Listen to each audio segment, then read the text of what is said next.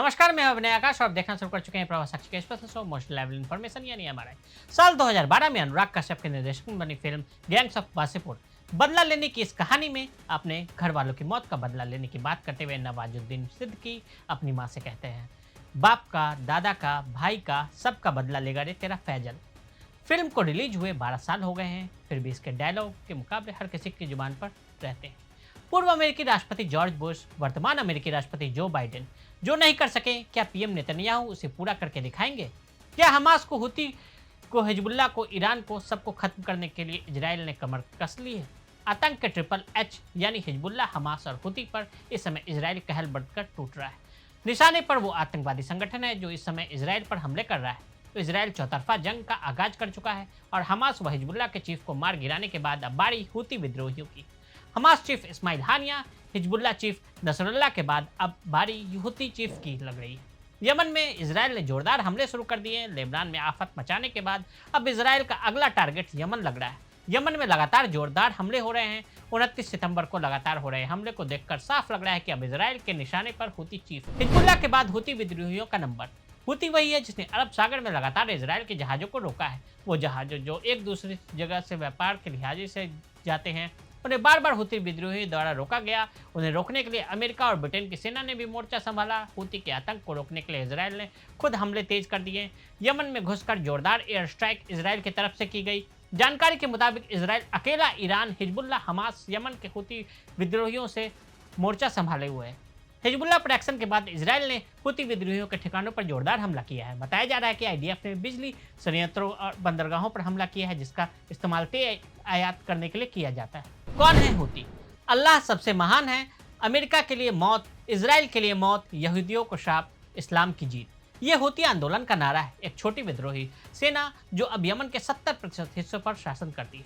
Saudi अरब व Israel के खिलाफ बेहतर युद्ध लड़ रहे हैं। कोई बगावत करता है तो समूह में करता है तो विद्रोही गुट के नाम से पहचाना जाता है। मिडिल ईस्ट में यमन नाम का एक देश है जिसके उत्तर में सऊदी अरब और पूर्व में ओमान की सीमा है। बाकी दिशाओं में फैला है विशाल समुद्र। यमन के उत्तर पश्चिम में सेना नामक जगह है। 1990 के दशक में यहाँ पर द बिलीविंग यूथ नाम से एक छात्र आंदोलन शुरू हुआ। इसके फाउंडर का नाम बेदुद्दीन हुसैन अल हुती था। इस संगठन का मतलब जैदी इस्लाम का पुनर्जागरण था। दरअसल जैदी या जैदिया शिया इस्लाम के एक संप्रदाय को कहते हैं जो मुख्यतः अधिकांश यमन एवं इराक, ईरान, भारत, पाकिस्तान में थोड़ा जनसंख्या में मौजूद है। 1978 में उत्तरी यमन में एक आर्मी के अफसर अली अब्दुल्ला सालेह को राष्ट्रपति बनाया गया।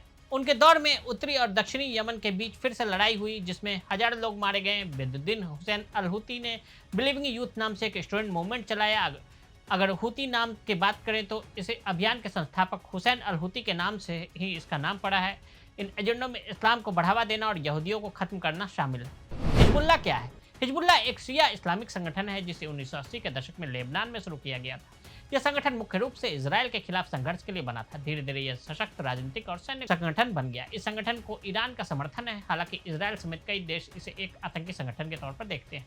नसरुल्लाह कौन है? हिजबुल्लाह का चीफ हसन नसरुल्लाह था। हसन न सिर्फ हिजबुल्लाह का प्रमुख नेता था बल्कि मिडिल ईस्ट के सबसे प्रभावशाली शख्सियतों में से एक था। उसने हिजबुल्लाह को एक शक्तिशाली सैन्य संगठन के रूप में स्थापित करने में अहम भूमिका निभाई। वो ईरान का निकट सहयोगी माना जाता था।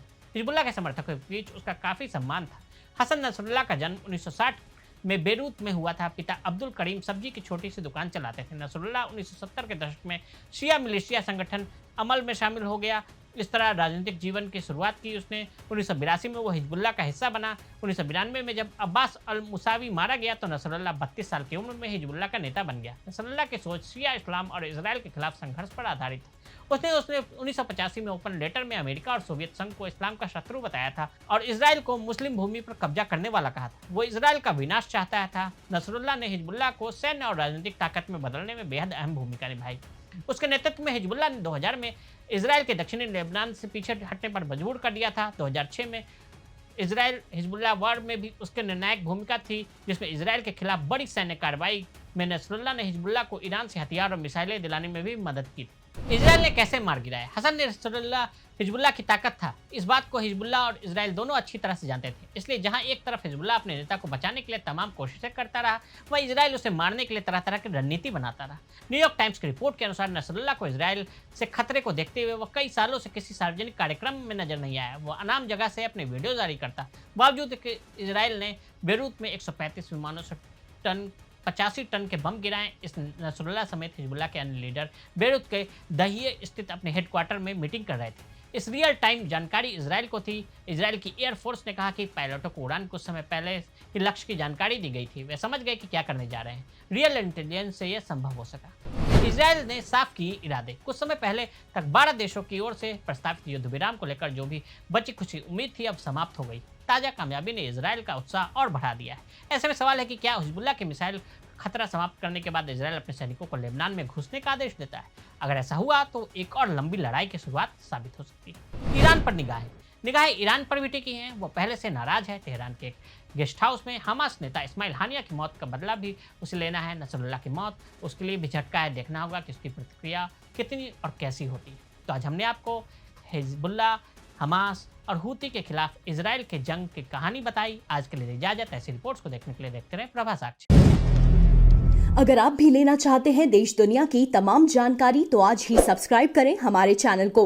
साथ ही नीचे दिए बेल आइकन को जरूर दबाएं ताकि हर अपडेट आप तक पहुंच सके।